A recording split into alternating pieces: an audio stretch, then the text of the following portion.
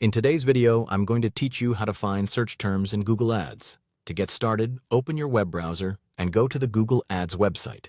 Once the page loads, sign in to your Google Ads account.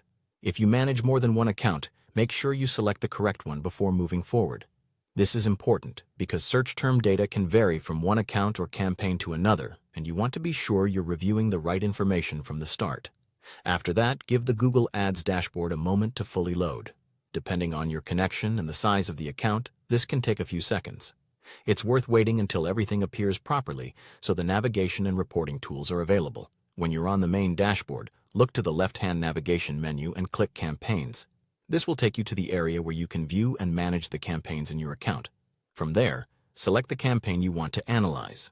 Be sure you choose the specific campaign you want insights from, since the search terms report will reflect the performance of that campaign.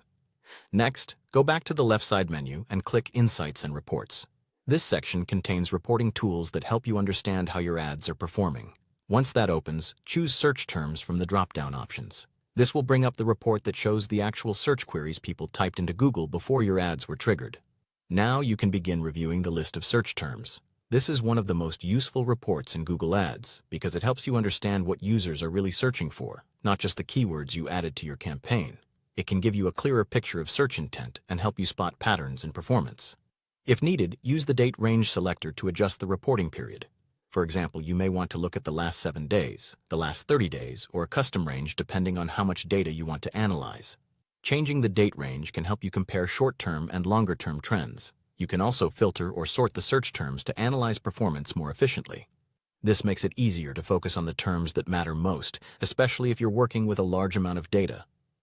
As you review the report, pay close attention to metrics such as clicks, impressions, and cost for each search term.